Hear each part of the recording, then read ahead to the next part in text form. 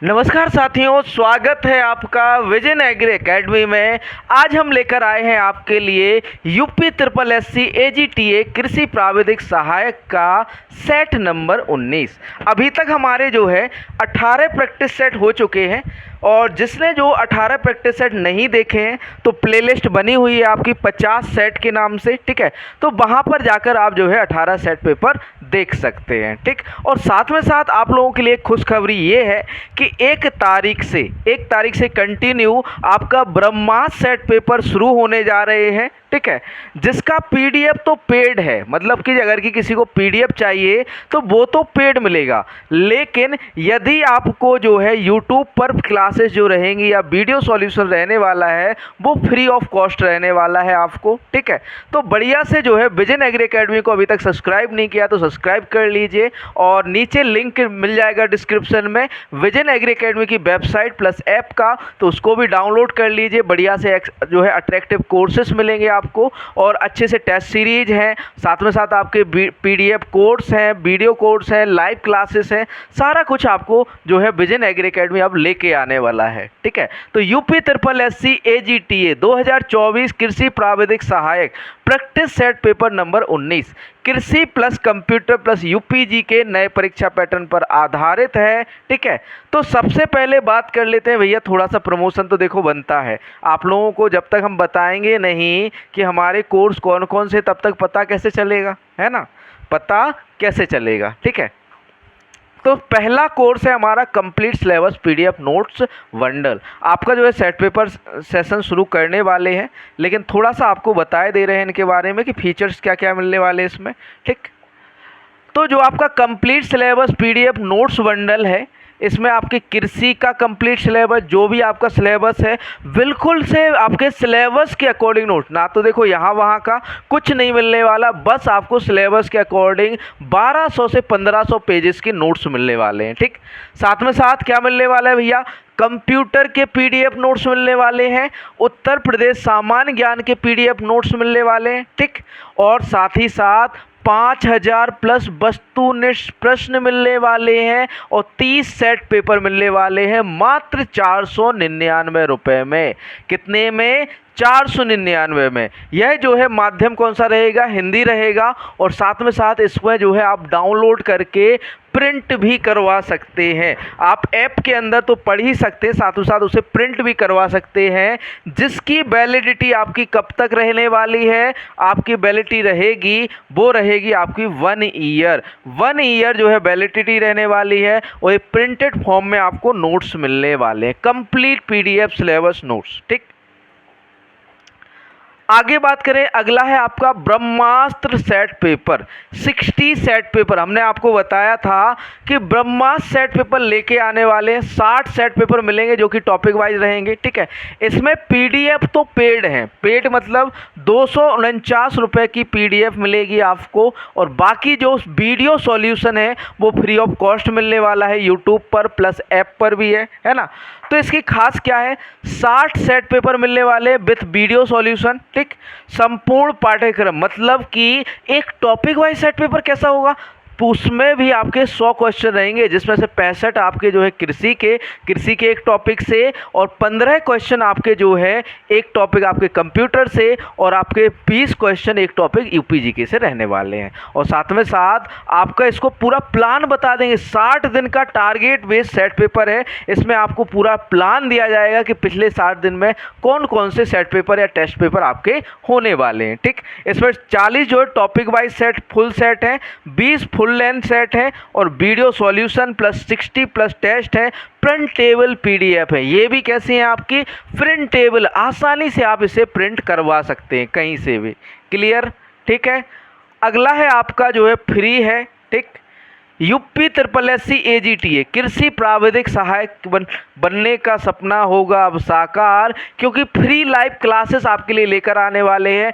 Daily live MCQ classes हैं, जिसमें topic wise class रहने वाली है, कंप्लीट क्लास नोट्स मिलने वाले हैं इसमें, ठीक है। तो इसको आप अगर कि लेना चाहें, देखो इसको लेना कुछ नहीं है आपको, ये फ्री ऑफ कॉस्ट हमारे जो विजन एग्री एकेडमी ऐप व वेबसाइट पर उपलब्ध है। नीचे डिस्क्रिप्शन में आपको वेबसाइट का लिंक व जो है ऐप का लिंक मिल जाएगा। ठीक है, तो वहाँ से आप इसे देख सकते हैं। ठीक, फिर आपका रिकॉर्डेड वीडियो क्लासेस है, ये भी आपका स्टार्ट हो रहा है 1 अगस्त से, जिसकी फीस मात्र 399 है। कंप्लीट सिलेबस रिकॉर्डेड क्लासेस मिलने वाली हैं। इसमें फाउंडेशन बैच है, ये पूरा का पूरा फाउंडेशन क्लास मिलने वाली हैं। एग्रीकल्चर की प्लस कंप्यूटर प्लस यूपी जेके की टॉपिक वाइज क्लास रहने वाली हो। कंप्लीट क्लास नोट्स मिलेंगे इसमें। ठीक, मात्र 399। इनरोल करना चाहें तो अभी जो है 50% ऑफ चल रहा है, इसे ले सकते हैं आप। ठीक, इसी के साथ आज चलते हैं आपके मेन मुद्दे की ओर। मेन मुद्दा क्या है भैया आज का? मेन मुद्दा है सेट पेपर, है ना। आज के सेट पेपर की ओर थोड़ा सा प्रमोशन देखो करना पड़ता है, सभी लोग करते हैं, है ना। और न्यू है तो देखो थोड़ा बहुत तो आपको बताना पड़ेगा हमारे वेबसाइट के बारे में, ऐप के बारे में, है ना। तो इसलिए हम थोड़ा सा प्रमोशन कर देते हैं। बाकी देखो हमारा कोई उद्देश्य नहीं है, आपको ऑप्शनल है, खरीदना चाहें तो खरीद सकते हैं। ठीक है, और नहीं खरीदना चाहें तो कोई बात नहीं, है ना। यूपी SSSC AGTA का सेट नंबर 19 आज कराने वाले हैं, जिसमें सेक्शन 1 या फिर कहें भाग 1 में रहने वाला है कृषि। कृषि के बढ़िया से क्वेश्चन आप लोग आंसर करिएगा। यहाँ पर आपको A, B, C या फिर D आंसर करना है। बताइए आंसर। पहला प्रश्न है आपका, पहला प्रश्न दिया गया है, जड़ की गहराई के अनुसार चावल, आलू और प्याज हैं उथली जड़ वाली फसलें, गहरी जड़ वाली फसलें, मध्यम गहरी जड़ वाली फसलें, बहुत गहरी जड़ वाली फसलें। जो आपकी जड़ की गहराई के अनुसार जो आपकी आलू और आपकी प्याज व चावल है वो कैसी हैं? तो भैया ये कैसी हैं? आपकी उथली जड़ वाली फसलें हैं। ऑप्शन ए उथली जड़ वाली। जो आपकी चावल, आलू व प्याज है ये कैसी फसलें हैं बच्चों? उथली जड़ वाली। ठीक, अगला क्वेश्चन, नियंत्रित परिस्थितियों में मिट्टी के एक स्तंभ से उत्पादन और निच्छालन हानि को मापने के लिए एक उपकरण को कहा जाता है इनफिल्ट्रोमीटर, बाष्पीकरण मापी, पायरोमीटर या लाइसीमीटर। क्या कहा जाता है? नियंत्रित परिस्थितियों में मिट्टी के एक स्तंभ से उत्पादन और निच्छालन हानि को मापने के लिए एक उपकरण को कहा जाता है इनफिल्ट्रोमीटर, बाष्पीकरण मापी या पायरोमीटर या लाइसीमीटर। बताइए आंसर। यहाँ पर बात करें बच्चों सही आंसर की तो लाइसीमीटर। लाइसीमीटर जो उपकरण है वो नॉर्मली आपका नियंत्रित परिस्थितियों में मिट्टी के एक स्तंभ से उत्पादन और निच्छालन हानि को मापने के लिए एक उपकरण जो है प्रयोग किया जाता है। ठीक है, आगे बढ़ते हैं अगले प्रश्न की ओर। प्रश्न नंबर 3 दिया हुआ है, लैब टू लैंड कार्यक्रम किसके द्वारा शुरू किया गया था? NBSS LUP के द्वारा, the government of India Jharkhand द्वारा, इंदिरा गांधी द्वारा, ICR द्वारा। लैब टू लैंड प्रोग्राम या फिर कहें प्रयोगशाला से खेत तक कार्यक्रम किसके द्वारा शुरू किया गया था? आपका जो है ICR द्वारा, इंदिरा गांधी द्वारा, झारखंड सरकार द्वारा या फिर कहें ICR द्वारा। NBSS LUP जो आपका लैब टू लैंड प्रोग्राम है, फिर कहें प्रयोगशाला से खेत तक कार्यक्रम है, ये किसने शुरू किया था? ICAR ने शुरू किया था। किसने शुरू किया था बच्चों? ICAR ने। ठीक, आगे बढ़ते हैं अगले प्रश्न की ओर। प्रश्न नंबर 4 दिया हुआ है, सेवाग्राम प्रयास की देखरेख में शुरू किया गया था FL Brian, Rabindranath Tagore, Jawaharlal Nehru, option D MK Gandhi. जो सेवाग्राम प्रयास है किसके द्वारा शुरू किया गया था? तो भैया ये शुरू किया गया था किसके द्वारा? मोहनदास करमचंद गांधी या MK गांधी द्वारा। ठीक, अगला क्वेश्चन है, अनार के लिए राष्ट्रीय अनुसंधान केंद्र स्थित है तिरुचिपल्ली में, तमिलनाडु, पुणे महाराष्ट्र, अजमेर राजस्थान या सोलापुर महाराष्ट्र। अनार के लिए राष्ट्रीय अनुसंधान केंद्र कहाँ पर है? तो भैया सभी को पता है कहाँ पर है, सोलापुर महाराष्ट्र के अंदर है। जो आपका ये कहें अनार के लिए या फिर national research centre on pomegranate जो है वो कहाँ पर है? आपका सोलापुर महाराष्ट्र के अंदर है। ठीक है, आगे बढ़ते हैं अगले प्रश्न की ओर। प्रश्न नंबर 6 दिया हुआ है, जड़ दबाव किसके द्वारा मापा जाता है? मैनोमीटर द्वारा, फोटोमीटर द्वारा, बैरोमीटर, प्याजोमीटर। जो आपका जड़ दबाव है या रूट प्रेशर है किसके द्वारा मापा जाता है? मैनोमीटर द्वारा, फोटोमीटर, बैरोमीटर या प्याजियोमीटर। बताइए आंसर क्या होगा? जो आपका जड़ दबाव है किसके द्वारा मापा जाता है? तो भैया ये मापा जाता है आपका मैनोमीटर द्वारा। किसके द्वारा मापा जाता है बच्चों? मैनोमीटर द्वारा मापा जाता है। अगला क्वेश्चन, जिम्नोस्पर्म और एंजियोस्पर्म के पके हुए बीजांड को कहा जाता है भ्रूण, पराग, बीज या फिर कहें अंडाशय। बताइए आंसर क्या होगा?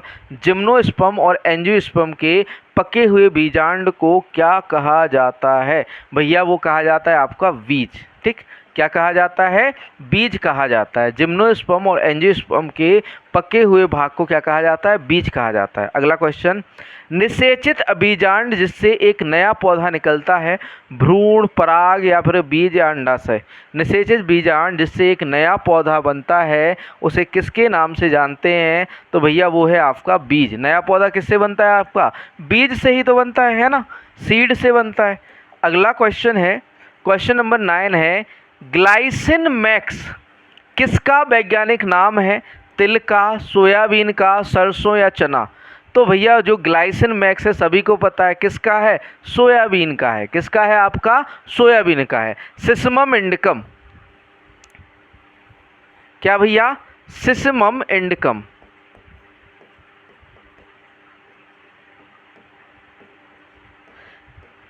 किसका होता है? आपका तिल का होता है। तिल का साइंटिफिक नेम क्या होता है? सिसमम इंडिकम। ठीक, आपका जो सरसों का होता है ब्रेसिका स्पीसीज,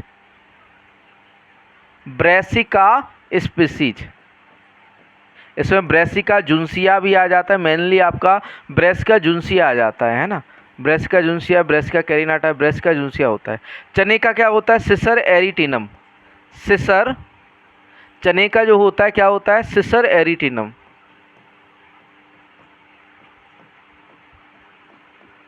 एरिटिनम। ठीक, सिसर एरिटिनम किसका होता है? चने का होता है। अगला क्वेश्चन, मूंगफली का वैज्ञानिक नाम क्या है?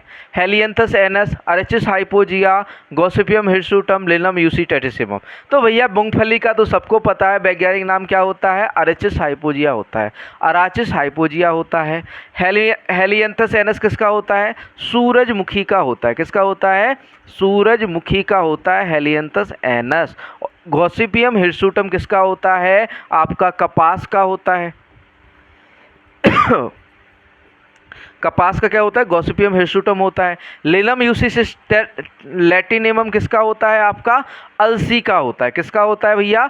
अलसी का होता है ना, अलसी का होता है। लिनम यूसिटेटिसिमम किसका होता है बच्चों? अलसी का होता है। किसका होता है? अलसी का होता है। क्लियर है? आगे बढ़ते हैं अगले प्रश्न की ओर। प्रश्न नंबर 11 दिया है, क्वेश्चन नंबर 11 है, मोनोकॉट्स में जड़ के चारों ओर सुरक्षात्मक आवरण को कहा जाता है? कोलेप्टाइल, कोलोराइजा, एपिकोटाइल या हाइपोकोटाइल। मोनोकॉट में जड़ के चारों ओर, मोनोकॉट में जड़ के चारों ओर सुरक्षात्मक आवरण को हम क्या कहते हैं भैया? कोलोप्टाइल। क्या कहा जाता है? कोलोप्टाइल। जो सुरक्षात्मक आवरण होता है जड़ के चारों ओर, जो आपका चारों ओर जो भी सुरक्षात्मक आवरण या झिल्ली पाई जाती है उसे क्या जाता है? कोलोप्टाइल। और सूट या तने के चारों ओर जो आवरण होता है जड़ के चारों ओर तो क्या कहलाएगा? कोलोप्टाइल कहलाएगा बच्चों। लेकिन तने के चारों ओर जो आपकी झिल्ली होगी या सुरक्षात्मक आवरण होगा उसे क्या कहा जाता है? कोलियोराइजा कहा जाता है। यहाँ पर सही आंसर क्या हो जाता है? कोलियोप्टाइल सही आंसर हो जाता है। अगला क्वेश्चन है, केले के पनामा बेल्ट का कारक है? कवक, जीवाणु, विषाणु या नेमेटोड। जो आपका केले में पनामा बेल्ट होता है वो किसके कारण होता है? तो भैया वो होता है आपका कवक के कारण। किसके कारण होता है बच्चों? कवक के कारण। अगला क्वेश्चन है, केले में पौधे से पौधे की दूरी रखी जाती है, यहाँ पर रखी जाती है 1.8 मीटर गुणा 1.8 मीटर, 2.8 मीटर गुणा 2.8 मीटर या फिर कहें आपका 1.2। ऑप्शन सी है आपका 1.2 मीटर गुणा 1.2 मीटर। ठीक, ऑप्शन डी दिया हुआ है आपका, ऑप्शन डी है आपका 4.8 गुणा मीटर गुणा 4.8 मीटर, है ना। तो इनमें से बताइए क्या होगा आंसर। तो बात करें बच्चों सही आंसर की, तो केले में पौधे से पौधे की जो दूरी रखी जाती है वो कितनी रखी जाती है बच्चों? 1.8 मीटर से 1.8 मीटर रखी जाती है। ऑप्शन ए यहाँ पर राइट आंसर हो जाता है। ऑप्शन ए सही उत्तर हो जाता है। ठीक, आगे बढ़ते हैं अगले प्रश्न की ओर। प्रश्न नंबर 14 दिया है, क्वेश्चन नंबर 14 है केले में बंच का सही से ना बनना, इम्प्रॉपर बंच फिलिंग का कारण है बोरॉन की कमी, जिंक की कमी, पोटेशियम की कमी या आयरन की कमी। आंसर कीजिए। आपका केले में बंच का ना बनना या सही से ना बनना किसके कारण होता है? तो भैया वो होता है पोटेशियम की कमी के कारण। किसके कारण होता है बच्चों? पोटेशियम की कमी के कारण जो है बंच जो है सही से नहीं बनते, या केले के जो गुच्छे होते हैं वो सही से नहीं बनते पोटेशियम की कमी के कारण। ठीक, अगला क्वेश्चन, केले का खाने योग्य भाग क्या होता है? थैलेमस, एरिल, पेरिकार्प या मीजोकार्प व एंडोकार्प। केले का खाने योग्य भाग क्या होता है? भैया जो खाने योग्य भाग होता है केले का क्या होता है?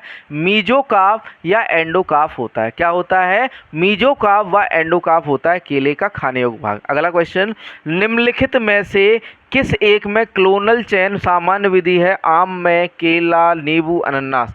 किस में जो है क्लोनल चयन एक सामान्य विधि है? तो भैया वो है आपका केले के अंदर। किसके अंदर बच्चों? केले के अंदर। किस में जो है, किस एक में क्लोनल चयन सामान्य विधि है? वो है आपका केला में। ठीक, आगे बढ़ते हैं अगले प्रश्न की ओर। प्रश्न नंबर 17 दिया हुआ है, कॉफी रस्ट का प्रकोप किस स्थान पर होता है? Bharat, Sri Lanka, Australia, Vietnam. Coffee rust का जो आपका प्रकोप है किस स्थान पर सर्वाधिक होता है?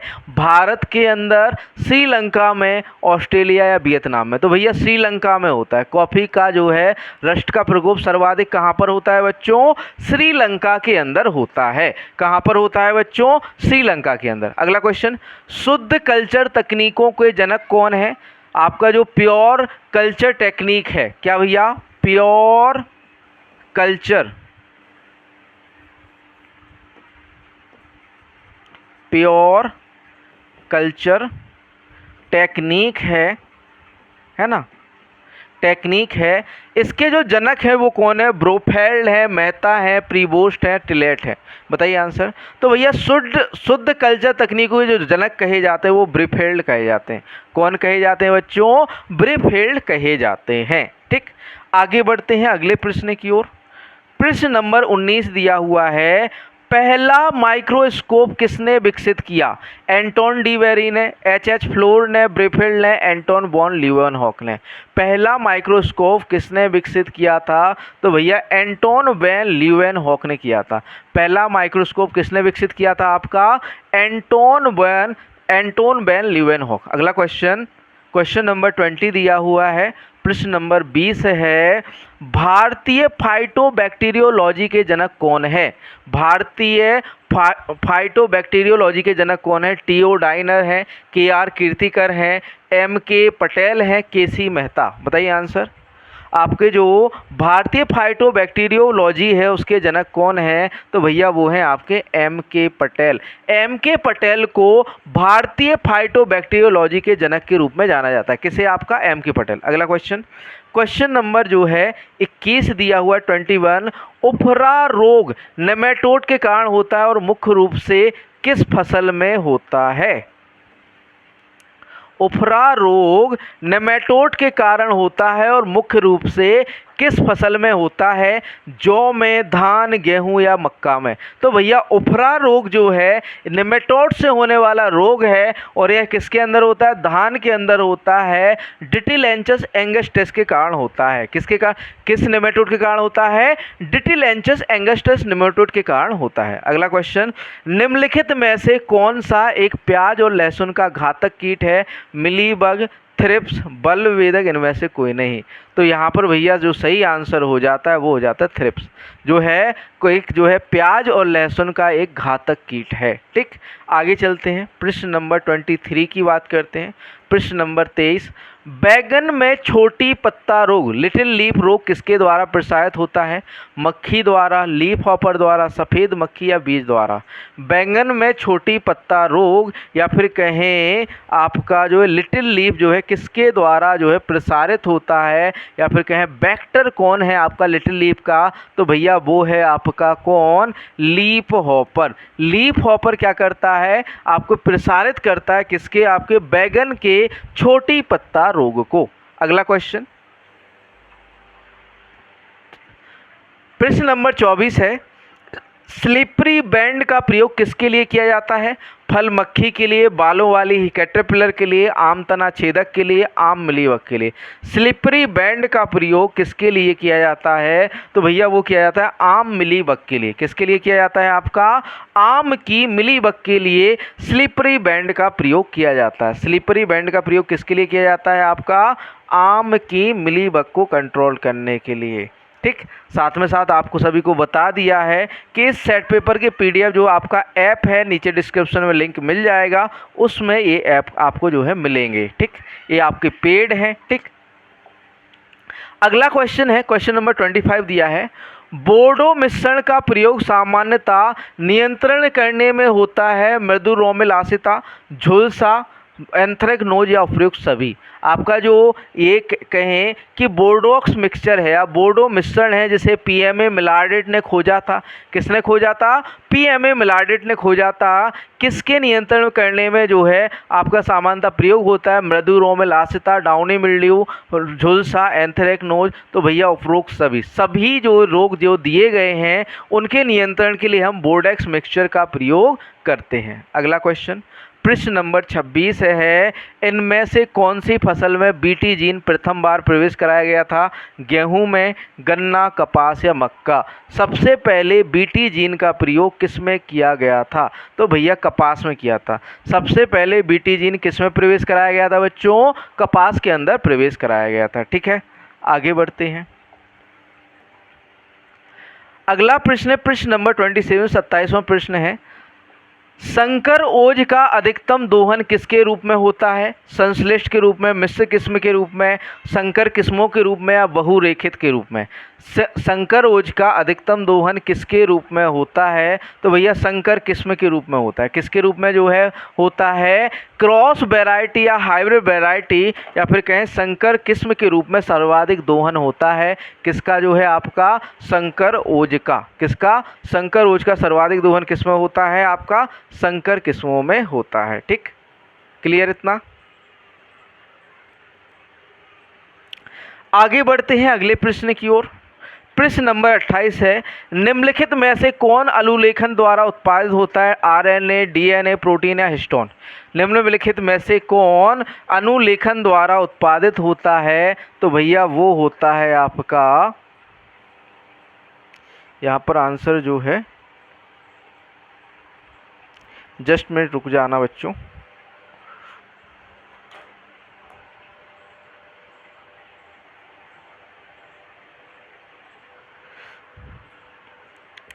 यहाँ पर बात करें बच्चों सही आंसर की, तो अनुलेखन द्वारा आपका किसका? आरएनए का प्रोडक्शन होता है। किसका होता है? आरएनए का। ठीक, तो निम्नलिखित में से कौन अनुलेखन द्वारा उत्पादित होता है? आपका आरएनए। ठीक, आगे बढ़ते हैं अगले प्रश्न की ओर।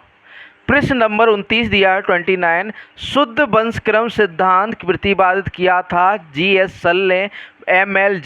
जेनकिंस ने, वी.एल. जॉनसन ने या के मैथर एवं जे.एल. जिक्स ने? जो आपका शुद्ध वंशक्रम सिद्धांत है किसने प्रतिपादित किया था? तो भैया वी.एल. जॉनसन ने प्रतिपादित किया था। शुद्ध वंशक्रम सिद्धांत किसने दिया था बच्चों? वी.एल. जॉनसन ने दिया था। ठीक, आगे बढ़ते हैं अगले प्रश्न की ओर। प्रश्न नंबर 30 है, समसूत्री विभाजन का वह चरण जिसमें गुणसूत्र कोशिका के मध्य रेखीय तल के साथ पंक्तिबद्ध होते हैं कहलाते हैं प्रोफेज, मेटाफेज, एनाफेज, टेलोफेज? बताइए आंसर। समसूत्री विभाजन का वह चरण जिसमें गुणसूत्र कोशिका के मध्य रेखीय तल के साथ पंक्तिबद्ध होते हैं कहलाते हैं प्रोफेज, मेटाफेज, एनाफेज या टेलोफेज? तो भैया हम उसे क्या कहते हैं? आपका मेटाफेज कहा जाता है। क्या कहा जाता है बच्चों? मेटाफेज कहा जाता है। अगला क्वेश्चन, जेनेटिक कोड के गुण के बारे में से कौन तथ्य सही नहीं है? कोडॉन यूनिवर्सल होता है, कोडॉन ओवरलैपिंग होता है, कोडॉन कॉमालेस होता है, कोडॉन ट्रिपलेट होता है? तो भैया यहाँ पर जो है कौन सा सही नहीं है ये पूछा गया है। तो भैया कोडॉन ओवरलैपिंग नहीं होता है। ठीक, क्या नहीं होता? ओवरलैपिंग। तो यहाँ पर सही क्या नहीं है? कोडॉन ओवरलैपिंग होता है, ये सही नहीं है। ठीक, आगे बढ़ते हैं अगले प्रश्न की ओर।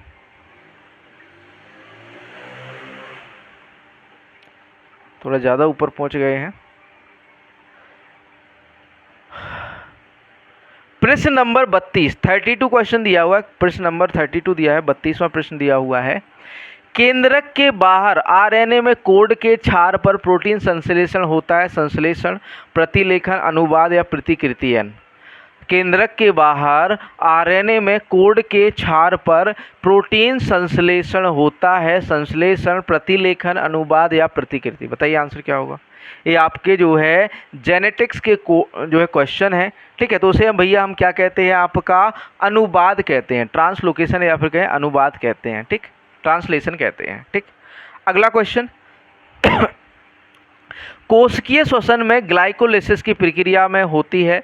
माइटोकॉन्ड्रिया में, प्लास्टिड में, पेरोक्सीसोम में या साइटोप्लाज्म में। जो आपकी एक कहें ग्लाइकोसिस की प्रक्रिया है वो कहाँ पर होती है भैया, तो साइटोप्लाज्म के अंदर होती है। ग्लाइकोसिस की प्रक्रिया किसके अंदर होती है भैया, साइटोप्लाज्म के अंदर होती है। ये क्वेश्चन नंबर 33 हो जाता है आपका, ठीक। आगे चलते हैं अगले प्रश्न की ओर। प्रश्न नंबर 34 है, प्रकाश संश्लेषण के पीएस सेकंड या फोटो सिस्टम सेकंड में Mn++ का उद्देश्य बताइए। Mn++ का उद्देश्य बताइए। यहाँ पर जो है ऑप्शन इसके देखिए आगे दिए गए हैं। ऑप्शन नंबर ए है,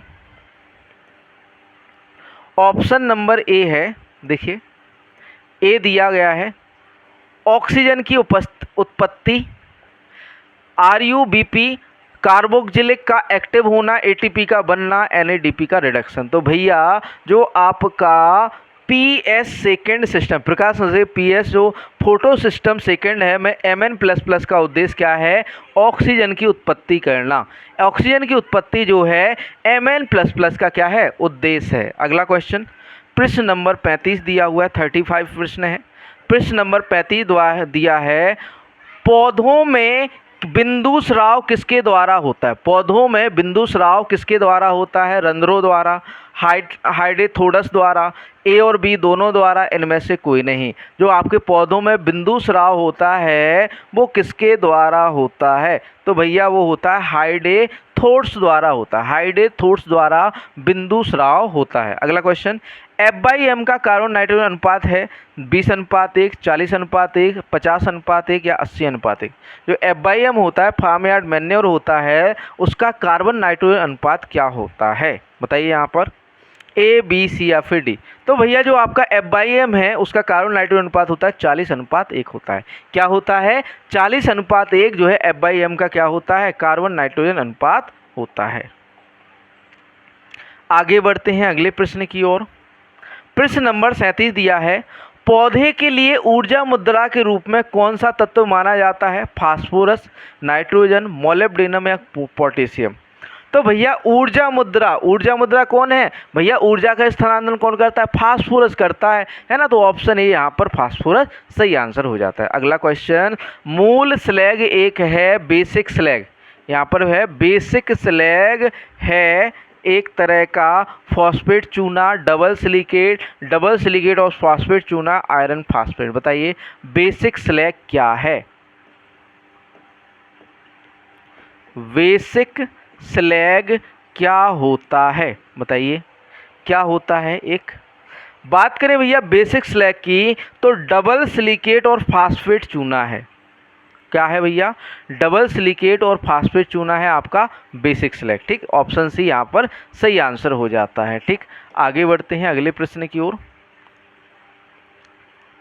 प्रश्न नंबर 39 दिया हुआ है, ब्लैक माइका किसे कहा जाता है, मस्कोवाइट को, क्वार्टरजेट को, बायोटाइट या फेल्डस्पार को। ब्लैक माइका किसे कहा जाता है, तो भैया ब्लैक माइका क्या कहलाता है, बायोटाइट कहलाता है ना। ब्लैक माइका क्या कहलाता है, बायोटाइट, और व्हाइट माइका कहलाता है, मस्कोवाइट कहलाता है। अगला क्वेश्चन, मिट्टी के खनिज की अष्टफलकीय सीट में मैग्नीशियम दर्शाता है डायोक्टाहेड्रल, ट्रायोक्टाहेड्रल, टेट्राहेड्रल या मोनोहेड्रल। बताइए आंसर क्या हुआ। तो भैया आप दर्शाता है आपका ट्रायोक्टाहेड्रल, क्या दिखाता है, ट्रायोक्टोहेड्रल। मिट्टी के खनिज की अष्टफलकीय सीट में मैग्नीशियम क्या दर्शाता ट्रायोक्टाहेड्रल दिखाता है। थोड़ा सा पानी पी लिया जाए, है ना।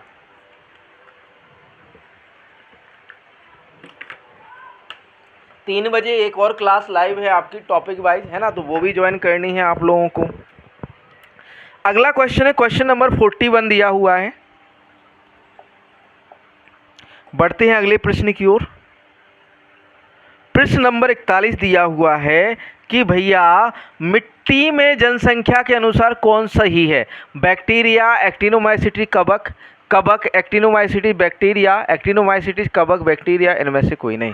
देखिए यहाँ पर जो आपके कवक होते हैं, है ना, देखो सामान्य मृदा की बात करें तो सामान्य मृदा में सबसे अधिक क्या पाया जाता है? आपका बैक्टीरिया पाया जाता है। सबसे अधिक क्या पाया जाता है? बैक्टीरिया, सेकंड एक्टिनोमाइसीटी और कवक। ये किसमें पाए जाते हैं? सामान्य मृदा में। किसके अंदर पाए जाते हैं भैया? सामान्य मृदा के अंदर सबसे अधिक क्या होता है? बैक्टीरिया होता है। ठीक, फिर आपका एक्टिनोमाइसीटी और कवक होते हैं। बात करें आपके अम्लीय मिट्टी की तो अम्लीय मिट्टी में क्या भैया? अम्लीय मिट्टी में कवक अधिक होते हैं, है ना। सेकंड आपके बैक्टीरिया होते हैं, एक्टिनोमाइसीटीज तो नहीं होंगे, है ना, बैक्टीरिया होते हैं। ठीक, फिर आपके जो है एक्टिनोमाइसीटीज होते हैं। क्या होते हैं? एक्टिनोमाइसेट्स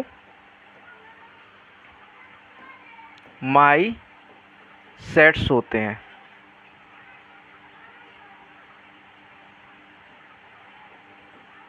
ठीक, किसमें? आपके अम्लीय मिट्टी में।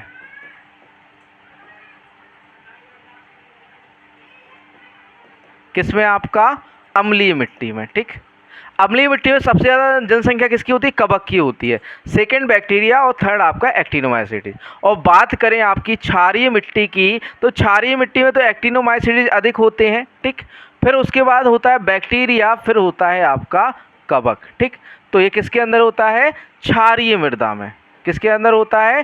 क्षारीय मृदा में। किसके अंदर होता है? क्षारीय मृदा में। क्षारीय मृदा में क्या अधिक होता है? आपका एक्टिनोमाइसीटीज, फिर बैक्टीरिया, फिर कवक होते हैं। ठीक, आगे बढ़ते हैं अगले प्रश्न की ओर।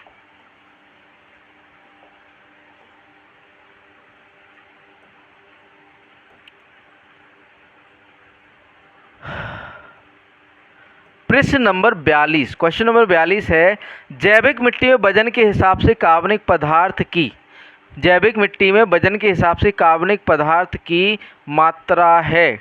जैविक मिट्टी में मात्रा है। जैविक मिट्टी में देखो पूरा क्वेश्चन आपको दिख रहा होगा, हमने जो है जूम आउट कर दिया है। ठीक है, तो देखिए यहाँ पर लिखा है जो आपका जैविक मिट्टी में वजन के हिसाब से जो कार्बनिक पदार्थ की मात्रा वो कितनी है? लेस एबव 20%, एबव 15%, 10% से अधिक, या फिर कहें आपका 5% से अधिक। तो भैया कार्बनिक पदार्थ की मात्रा जो जैविक मिट्टी में होती है वो होती है 20% से अधिक। कितना होती है?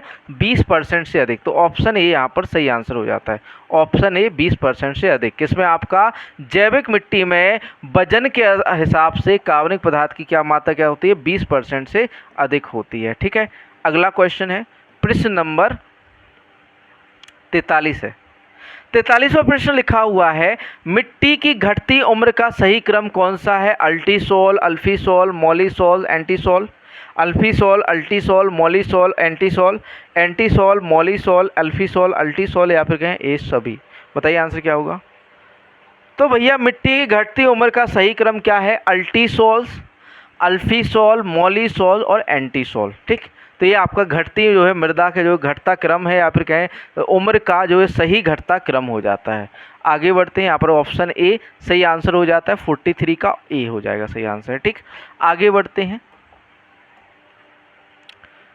प्रश्न नंबर 44 दिया हुआ है मिट्टी के ऊर्ध्वाधर भाग को के रूप में जाना जाता है? क्षितिज, सोलम, प्रोफाइल या मिट्टी। जो ऊर्ध्वाधर भाग होता है मिट्टी का उसे किसके रूप में जाना जाता है भैया? प्रोफाइल के रूप में। वर्टिकल सेक्शन ऑफ सॉइल क्या कहलाता है? Soil profile. Vertical section of soil क्या कहलाता है? सॉइल प्रोफाइल कहलाता है। अगला क्वेश्चन है बहिर्वेदी ज्वालामुखीय चट्टान का उदाहरण है बेसाल्ट, रायोलाइट, एंडीसाइट, इनमें से कोई नहीं। बहिर्वेदी या ज्वालामुखी चट्टान का उदाहरण क्या है? इनमें से कोई नहीं। ज्वालामुखी चट्टान में जो है ग्रेनाइट आ जाते हैं, या फिर कहें जो इग्नीशियस रॉक्स होती हैं, या फिर कहें आग्नेय चट्टानें जो है आ जाती हैं। यहाँ पर आंसर हो जाएगा इनमें इनमें से कोई नहीं। यहाँ पर आग्नेय चट्टानें आ जाएंगी। कौन सी आ जाएंगी? आग्नेय चट्टानें, क्योंकि यह जो है ज्वालामुखी के ठंडे होने से बनती हैं आग्नेय चट्टानें, जिसमें आपका जो है ग्रेनाइट आ जाता है, डोलेराइट आ जाता है, बेसाल्ट आ जाता है ना, ये सब आ जाएंगे। ठीक, आगे चलते हैं। सॉरी, बेसाल्ट नहीं आएगा, बेसाल्ट नहीं आएगा, बेसाल्ट सेकेंडरी होता है। ठीक, इसमें आपका आ जाता है जो आपकी आग्नेय चट्टानें होती हैं। अगला क्वेश्चन है, क्वेश्चन नंबर 46 है, चूरा या सॉ डस्ट का कार्बन नाइट्रोजन अनुपात कितना होता है? 25:1, 400:1, 250:1, 125:1। तो भैया चूरे का जो कार्बन नाइट्रोजन अनुपात होता है वो होता है 400:1। कितना होता है चूरे का कार्बन नाइट्रोजन अनुपात? 400:1। अगला क्वेश्चन, क्वेश्चन नंबर 47 है, आवर्त सारणी का सबसे अधिक विद्युत ऋणात्मक तत्व है ऑक्सीजन, फ्लोरीन, क्लोरीन या इनमें से कोई नहीं। तो भैया वो है आपका फ्लोरीन। ये क्वेश्चन पूछा गया है आपका एग्जाम में, इस वजह से आप कहोगे सर यहाँ तो केमिस्ट्री है नहीं। केमिस्ट्री नहीं है लेकिन पोषक तत्व तो हैं, है ना, पोषक तत्व तो पढ़ने हैं। तो फ्लोरीन जो है आवर्त सारणी का सबसे अधिक विद्युत ऋणात्मक जो है तत्व होता है। ठीक, आगे बढ़ते हैं अगले प्रश्न की ओर। प्रश्न नंबर 48 है, रिमोट सेंसिंग में फोटोग्राफी के लिए किस प्रकार के विकिरण का उपयोग किया जाता है? हरा प्रकाश, बैगनी प्रकाश, अवरक्त तरंगें, इनमें से कोई नहीं। तो भैया रिमोट सेंसिंग में फोटोग्राफी के लिए जो है अवरक्त तरंगों या अवरक्त विकिरणों का प्रयोग किया जाता है। अगला क्वेश्चन, यदि चट्टान में हो तो उसमें ऑक्सीकरण की और कमी दोनों होगी या रिडक्शन, ऑक्सीजन रिडक्शन दोनों होगा। यदि चट्टानों में क्या हो, यहाँ पर पूछा गया है, बताइए आंसर क्या होगा? यदि चट्टानों में आपके आयरन भी हो, मैग्नीज हो, सल्फर हो, ये सभी हो तो आपका क्या होता है? ऑक्सीकरण और रिडक्शन होता है, रिडक्शन या कमी होती है। ठीक, ऑक्सीकरण रिडक्शन की प्रक्रिया होती है। ठीक, आगे बढ़ते हैं अगले प्रश्न की। यहाँ पर जो है ऑप्शन डी सही आंसर हो जाता है इनमें से सभी। ठीक, अगला क्वेश्चन है प्रश्न नंबर 50 दिया हुआ है, अभ्रक समूह का सबसे प्रमुख सदस्य कौन सा है? अभ्रक समूह का सबसे प्रमुख सदस्य कौन सा है? मस्कोवाइट, क्वार्ट्ज, बायोटाइट या टैल्क? बताइए आंसर क्या होगा? अभ्रक समूह का सबसे प्रमुख सदस्य कौन सा है? तो भैया वो है आपका मस्कोवाइट। कौन सा है? मस्कोवाइट जो है अभ्रक समूह का प्रमुख सदस्य है। अगला क्वेश्चन, फसल वर्ष 2024-25 के लिए चना का न्यूनतम समर्थन मूल्य क्या है? फसल वर्ष 2024-25 के लिए चने का न्यूनतम समर्थन मूल्य क्या है? तो भैया यहाँ पर कितना है आपका न्यूनतम समर्थन मूल्य चने का? चलिए देखते हैं आंसर। ठीक, ऑप्शन देखते हैं। ऑप्शन ए दिया हुआ है, यहाँ पर ऑप्शन ए दिया हुआ है आपका 2275। ठीक, 2275, 5440, 6425 या 5650। तो बात करें बच्चों सही आंसर की, तो यहाँ चने का जो आपका न्यूनतम समर्थन मूल्य 2024-25 के लिए वो है आपका 5440। कितना? 5440 एमएसपी डिसाइड किया गया है किसका? आपका चने का। आगे अन्य फसलों की बात करें, थोड़ा सा ये हटाना भूल गए हम, है ना, वरना ये भी हम हटा देते आपका, ये हटाना भूल गए। एमएसपी नीचे आंसर में नीचे लिखा हुआ था, है ना।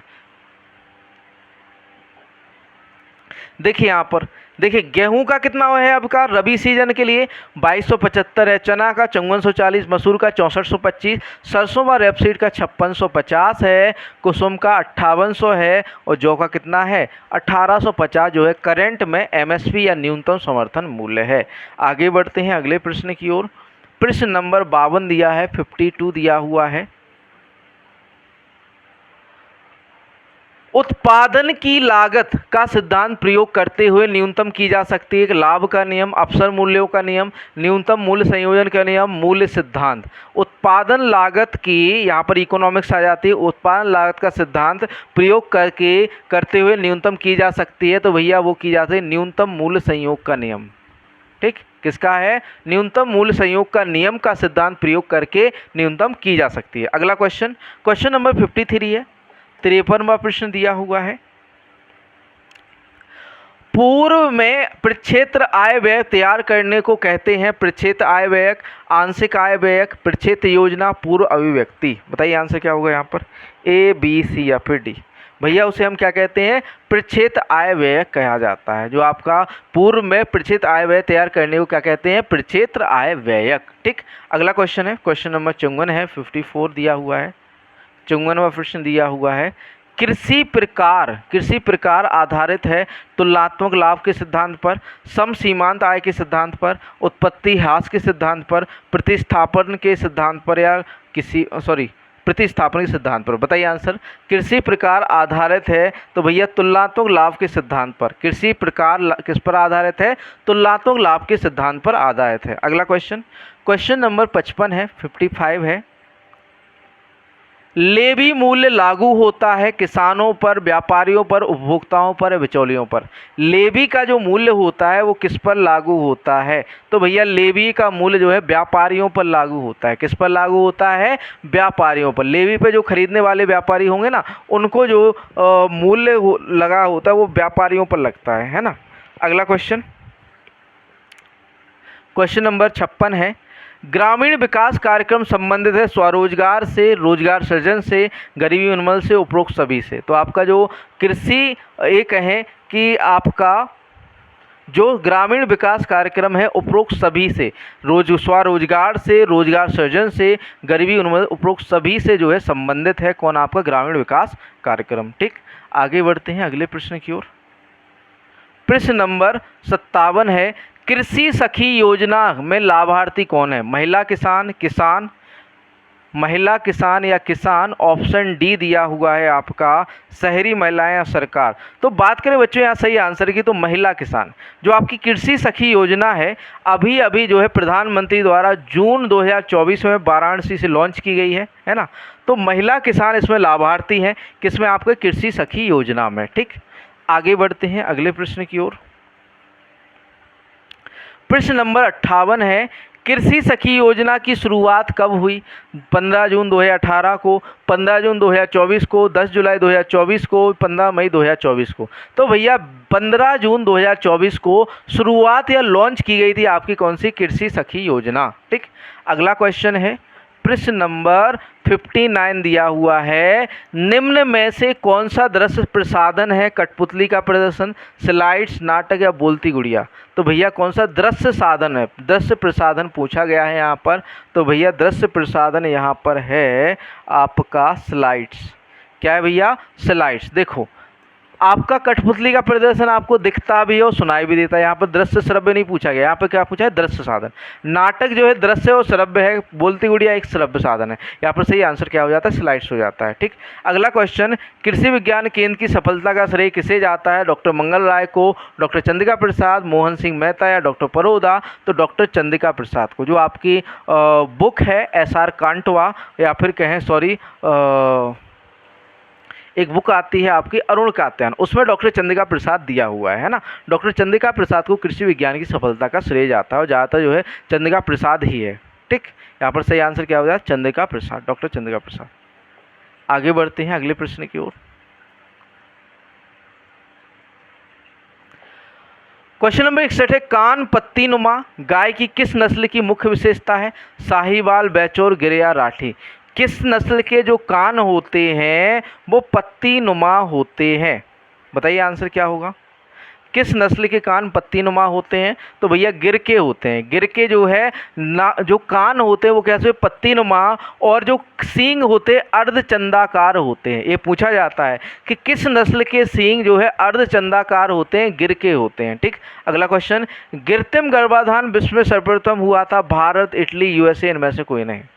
कृत्रिम गर्भाधान सबसे पहले कहाँ हुआ था? तो भैया वो हुआ था इटली के अंदर। कहाँ पर हुआ था? इटली में। ठीक, आगे बढ़ते हैं अगले प्रश्न की ओर। प्रश्न नंबर 63 दिया हुआ है।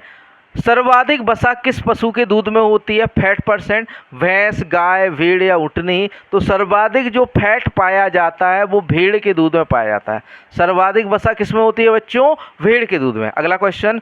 मधुमक्खियों में चाक ब्रूड किसके कारण होता है? विषाणु, जीवाणु, कवक या सूत्रकृमि। तो जो चाक ब्रूड होता है वो कवक के कारण होता है।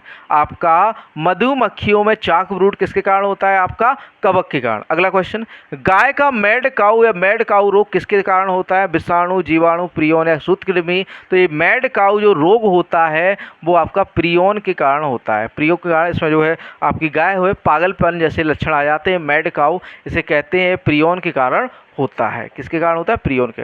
अगला सेक्शन यहाँ पर जो है 65 क्वेश्चन आपके कृषि के समाप्त हो जाते हैं। अगला सेक्शन है भाग 2 कंप्यूटर। भाग 2 में हम क्या पढ़ेंगे? कंप्यूटर पढ़ेंगे। ठीक, तो कंप्यूटर का पहला क्वेश्चन और 66वां प्रश्न सेट पेपर का लिखा हुआ है, सूचना तैयार करने के लिए डाटा का प्रयोग कहलाता है। सूचना तैयार करने के लिए डाटा का प्रयोग कहलाता है फीडबैक, प्रोग्रामिंग, प्रोसेसिंग या विश्लेषण। तो भैया उसे हम क्या कहते हैं? प्रोसेसिंग कहते हैं। डाटा का प्रयोग करना क्या कहलाता है? प्रोसेसिंग कहलाता है। सूचना तैयार करने के लिए डाटा का प्रयोग कहलाता है प्रोसेसिंग। अगला क्वेश्चन, एमएस वर्ड में पेस्ट ऑप्शन करने के लिए कीबोर्ड शॉर्टकट है Alt+P, Ctrl+V, Ctrl+T, Ctrl+P। तो भैया Ctrl+V का प्रयोग किया जाता है आपका एमएस वर्ड में पेस्ट ऑप्शन के लिए या पेस्ट करने के लिए। ठीक, आगे बढ़ते हैं अगले प्रश्न की ओर।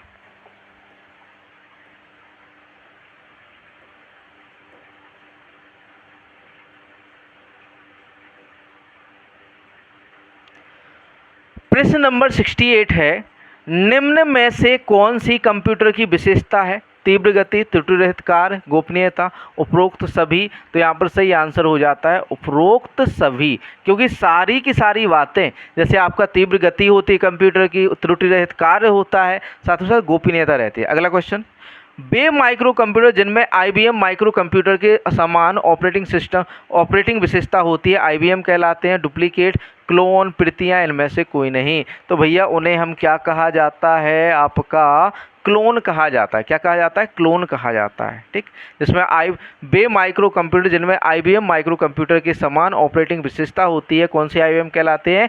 क्लोन IBM कहलाते हैं। कौन से IBM कहलाते हैं बच्चों? क्लोन IBM कहलाते हैं। आगे बढ़ते हैं अगले प्रश्न की ओर।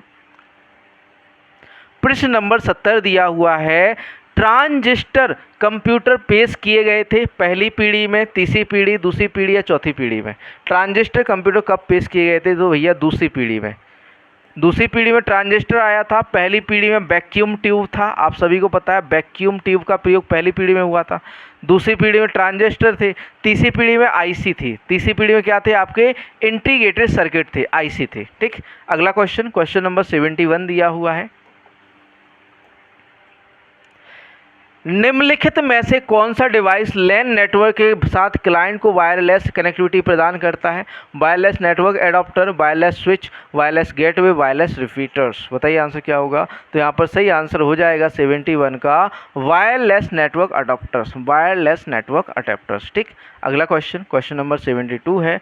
प्रश्न नंबर 72 दिया हुआ है आपका, MS वर्ड में Ctrl+डाउन एरो का उपयोग के लिए किया जाता है। कर्सर को एक पैराग्राफ नीचे ले जाया जाता है, कर्सर को एक लाइन नीचे ले जाता है, कर्सर को एक पेज नीचे ले जाता है, कर्सर को एक स्क्रीन से नीचे ले जाता है। तो यहाँ पर भैया सही आंसर जो हो जाएगा, Ctrl+डाउन एरो जो है आपका क्या करता है? Ctrl+डाउन एरो जो है पेज को क्या भैया क्या करता है?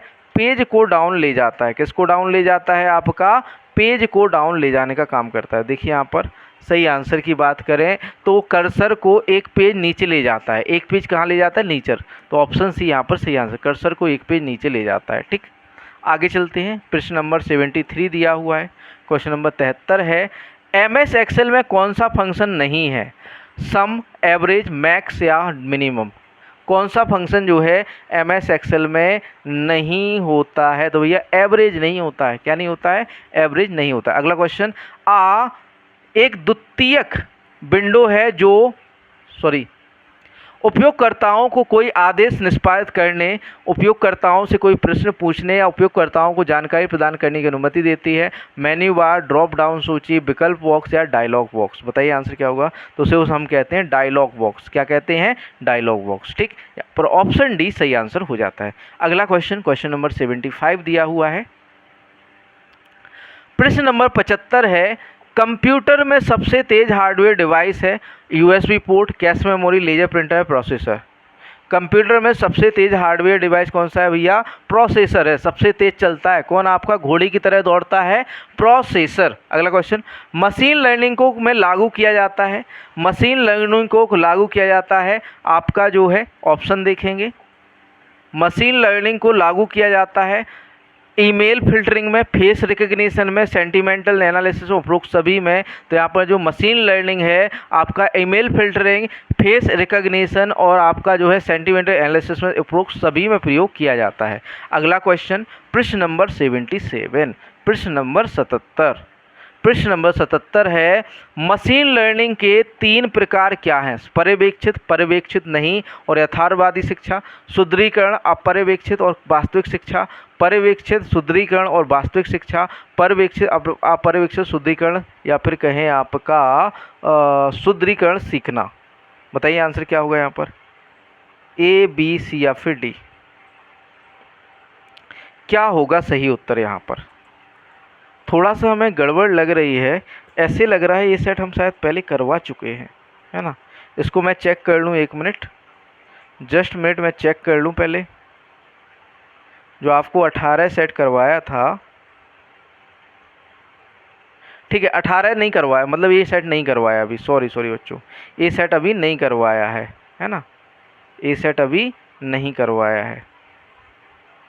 लगा हमें तो हमने रुक गए बीच में, लेकिन ये सेट नहीं हुआ है अभी, सेट जो है नहीं हुआ है ये जो है, ठीक।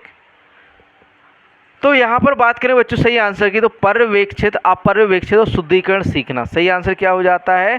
पर्यवेक्षित, अपर्यवेक्षित और शुद्धिकरण या फिर शुद्धिकरण सीखना, ठीक। आगे चलते हैं अगले क्वेश्चन की ओर, इसको सेट को निकाल लें पहले। तो अगले प्रश्न की ओर पढ़ते हैं, प्रश्न नंबर 78, क्वेश्चन नंबर 78 है नेटवर्किंग प्रोटोकॉल में HTTP रिस्पांस कोड 200 का क्या अर्थ है? Internet server error, bad request, page not found, access. बताइए आंसर। नेटवर्किंग प्रोटोकॉल में HTTP, नेटवर्किंग प्रोटोकॉल में HTTP का क्या अर्थ है? HTTP का क्या अर्थ है? बताइए आंसर क्या होगा, ए, बी, सी या फिर डी?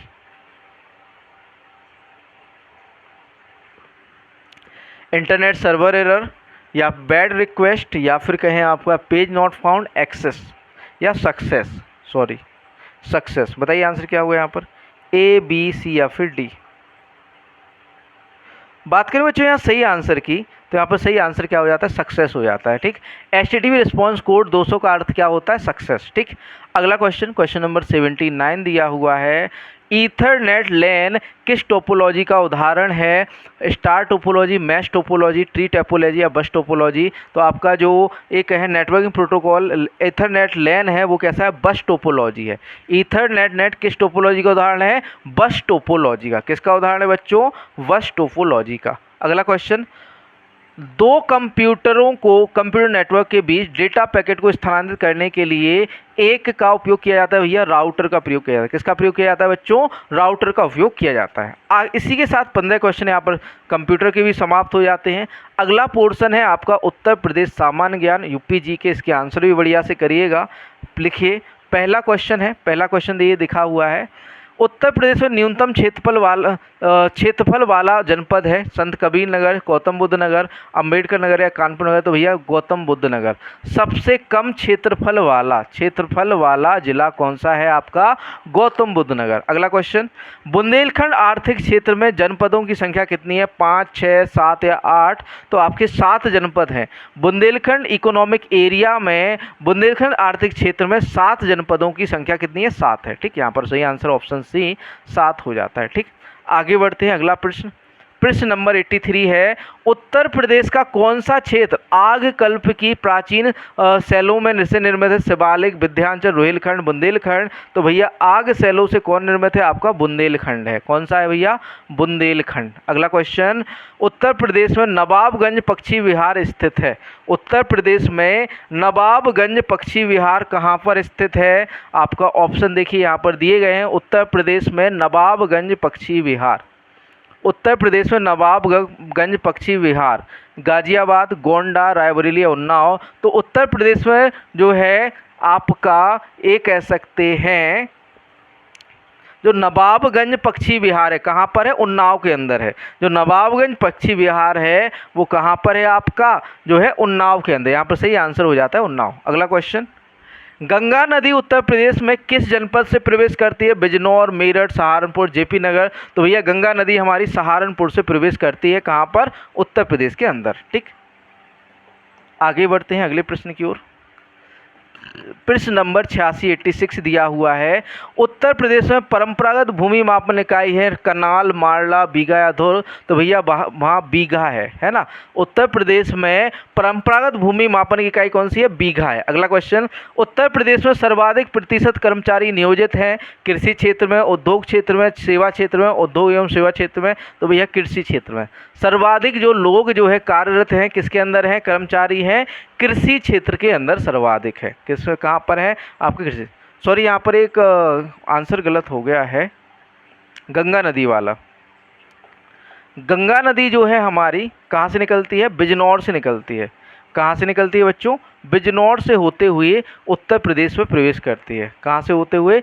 बिजनौर से होते हुए। इसको हम एक बार आपका जो है डुअल वेरीफाई करना चाहेंगे, एक बार देखना चाहेंगे, क्योंकि ये आंसर हमें थोड़ा सा गड़बड़ लग रहा है ना। तो इसका हम वेरिफिकेशन करना चाहेंगे। तो एक मिनट रुक जाइए आप, क्योंकि आपका जो है यहाँ पर देखना होगा गंगा नदी या नदियों का प्रवाह तंत्र, है ना। उत्तर प्रदेश का अफवाह तंत्र जल 62।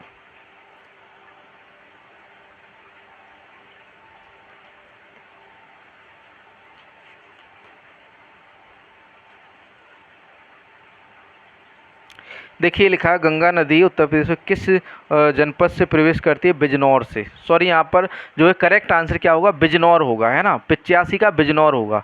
थोड़ा सा जल्दी जल्दी में गलत बोल दिया था, यहाँ पर बिजनौर होगा आपका। गंगा नदी उत्तर प्रदेश में किस जनपद से प्रवेश करती है? आपकी बिजनौर से प्रवेश करती है। कहाँ से प्रवेश करती है बच्चों?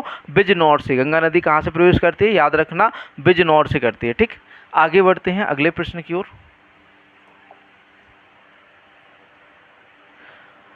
प्रश्न नंबर 88 है, भारत में मेथा तेल उत्पादन में उत्तर प्रदेश का योगदान कितने प्रतिशत है? 60%, 85%, 75% या 90%? मेंथा का जो ऑयल प्रोडक्शन है कितना उत्तर प्रदेश का कितना जो है योगदान है? तो 90%, 90% जो मेंथा का तेल है उत्तर प्रदेश से जाता है भारत के अंदर। ठीक, अगला क्वेश्चन, भारत में आमों का सबसे बड़ा उत्पादक राज्य कौन सा है? बिहार, गुजरात, महाराष्ट्र, उत्तर प्रदेश। तो भैया उत्पादक भी कौन सा? भैया उत्तर प्रदेश है आमों का सबसे बड़ा उत्पादक। अगला क्वेश्चन, क्वेश्चन नंबर 90 है, आर्यभट्ट नक्षत्रशाला स्थित है गोरखपुर में, रामपुर में, लखनऊ, गाजियाबाद। आर्यभट्ट नक्षत्रशाला कहाँ पर स्थित है? तो भैया ये रामपुर के अंदर स्थित है। कहाँ पर स्थित है बच्चों? रामपुर के। आर्यभट्ट नक्षत्रशाला कहाँ पर स्थित है? आपकी रामपुर के अंदर स्थित है। तो ऑप्शन भी यहाँ पर सही आंसर हो जाता है। अगला क्वेश्चन, उत्तर प्रदेश के किस जनपद नगर में कृत्रिम अंग बनते हैं? गोरखपुर, कानपुर, सीतापुर या प्रयागराज? तो भैया कृत्रिम अंग कहाँ पर बनते हैं? कानपुर के अंदर बनते हैं। उत्तर प्रदेश के किस नगर में कृत्रिम अंग बनते हैं? आपके कानपुर के अंदर। Option B Kanpur. ठीक, आगे बढ़ते हैं अगले प्रश्न की ओर। प्रश्न नंबर 92 है, उत्तर प्रदेश में सुरमा उद्योग के लिए प्रसिद्ध है वाराणसी, प्रयागराज, मुरादाबाद, बरेली। सुरमा उद्योग के लिए कौन सा शहर जो है फेमस है या फिर कहें प्रसिद्ध है? तो भैया बरेली। बरेली जो है सुरमा उद्योग के लिए जानी जाती है। अगला क्वेश्चन, निम्नलिखित में से कौन सा एक क्रांतिकारी काकोरी ट्रेन कांड से संबंधित नहीं था? राजेंद्र लाहौरी या फिर कहें अशफाक उल्ला खां, खुदीराम बोस, रोशन सिंह। बताइए आंसर क्या होगा यहाँ पर? खुदीराम बोस जो है आपके जो है काकोरी कांड से संबंधित नहीं है। कौन भैया? खुदीराम बोस। अगला क्वेश्चन, क्वेश्चन नंबर 94 है, 94वां प्रश्न दिया हुआ है, धुरिया लोक नृत्य। धुरिया लोक नृत्य है अवध का, बुंदेलखंड का, पूर्वांचल का, रोहेलखंड का। धुरिया लोक नृत्य कहाँ का है? आपका बुंदेलखंड का है। धुरिया लोक नृत्य कहाँ का है? बुंदेलखंड का। अगला क्वेश्चन, निम्नलिखित में से कौन से स्थान पर कुंभ मेला नहीं होता है? किस स्थान पर कुंभ मेला नहीं लगता है। कुंभ मेला कहाँ नहीं लगता है? उज्जैन, प्रयागराज, हरिद्वार, वाराणसी। तो कहाँ पर नहीं लगता है कुंभ मेला? वाराणसी में नहीं लगता। कहाँ पर नहीं लगता बच्चों? वाराणसी में नहीं लगता। हरिद्वार में लगता है, प्रयागराज में लगता है, उज्जैन में लगता है। अगला क्वेश्चन, अमीर खुसरो द्वारा रचित कविता छाप तिलक सब छीनी किस भाषा में है? भोजपुरी, खड़ी बोली, ब्रज भाषा या उर्दू? तो भैया ब्रज भाषा के अंदर है। अमीर खुसरो द्वारा रचित छाप तिलक सब छीनी किसके में है? आपका ब्रज भाषा के अंदर है। किसमें है? ब्रज भाषा के अंदर लिखी गई है। ठीक, अगला क्वेश्चन प्रश्न नंबर 97 है। सरदार वल्लभ भाई पटेल कृषि विश्वविद्यालय, सरदार वल्लभ भाई पटेल कृषि विश्वविद्यालय स्थित है फैजाबाद में, मेरठ, कानपुर, झांसी। तो भैया आपका जो सरदार वल्लभ भाई पटेल कृषि विश्वविद्यालय है वो आपका कहाँ पर स्थित है? मेरठ के अंदर है। कहाँ पर है बच्चों? मेरठ के अंदर। अगला क्वेश्चन, उत्तर प्रदेश के लोकायुक्त की पद धारण अवधि है 5 वर्ष, 6 वर्ष, 7 वर्ष या 8 वर्ष? तो भैया जो आपके उत्तर प्रदेश के लोकायुक्त होते हैं इनकी जो पद धारण अवधि होती है 8 वर्ष होती है। कितनी होती है? 8 वर्ष। ऑप्शन डी यहाँ पर 8 वर्ष सही आंसर हो जाता है। आगे बढ़ते हैं अगले प्रश्न की ओर। प्रश्न नंबर 99 या 99वां प्रश्न दिया हुआ है, उत्तर प्रदेश में आयकर का पद सेवा में किसके बराबर है? जिला मजिस्ट्रेट, अपर सचिव, संभागीय आयुक्त या सचिव? अपर सचिव। जो आपका उत्तर प्रदेश आयकर का पद सेवा में किसके बराबर है? तो भैया संभागीय आयुक्त या सचिव के रूप में, संभागीय आयुक्त या सचिव के रूप में। अगला क्वेश्चन, आत्मनिर्भर उत्तर प्रदेश रोजगार अभियान कब प्रारंभ किया गया था? 24 जनवरी 2020 में, 25 जून 2020, 26 जून 2020 या 27 जुलाई 2020 में? तो भैया 26 जून 2020 को आत्मनिर्भर उत्तर प्रदेश रोजगार अभियान जो है शुरू किया गया था कोरोना के टाइम पर। यहाँ पर आपके 100 प्रश्न यहाँ पर समाप्त हो जाते हैं, है ना। तो बढ़िया से आप सभी ने आशा करते हैं आंसर दिए होंगे। साथ ही साथ आपको कुछ चीज़ें हम दिखा दे रहे हैं। आपको हमने बताया था कि हमारा जो है एक कोर्स आ रहे हैं हमारे विजन एग्री एकेडमी की तरफ से आपके लिए बढ़िया से तैयारी के लिए। एक तो कंप्लीट सिलेबस PDF नोट्स हैं जिसमें कंप्लीट आपको फाउंडेशन या फिर कहें आपके बेसिक नोट्स मिलने वाले, बेसिक प्लस एडवांस प्लस आपके जो है फैक्ट वाइज। और इसमें देखो ऐसा है कि आपका जो है लो लेवल से लेकर हाई लेवल तक के नोट्स है, एक भी क्वेश्चन बाहर नहीं जाने देंगे नोट्स से, है ना। तो कृषि plus computer plus Uttar Pradesh सामान्य ज्ञान के नोट्स 500 प्लस वस्तुनिष्ठ प्रश्न और 30 सेट पेपर मात्र 499 में। ब्रह्मास्त्र बैच 60 सेट पेपर मिलने वाले विद वीडियो सॉल्यूशन जो कि आपके 100 क्वेश्चन रहेंगे प्रत्येक सेट में। प्राइस कितना? 249 रुपये। और बनने यूपी SSSC AGTA बनने का सपना होगा साकार। फ्री लाइव क्लासेस पूरी की पूरी आपके टॉपिक वाइज MCQs, बहुत सारे MCQs आपके लिए लेकर आने वाले हैं। तो इसको इनरोल कर सकते हैं। और एक रिकॉर्डेड क्लासेस है आप सभी के लिए, बैच है मात्र 399 में। इस पर अभी 50% ऑफ चल रहा है। यदि इसको बाय करना चाहें तो आप बाय कर सकते हैं। ठीक, मिलते हैं नेक्स्ट सेशन में आपका जो है अगले सेट पेपर क्वेश्चन जो है 20 के साथ। और आपका 1 तारीख से ब्रह्मास्त्र जो है सेट पेपर शुरू हो रहे हैं तो उनको जरूर ज्वाइन करिएगा। ठीक है, मिलते हैं नेक्स्ट सेशन में।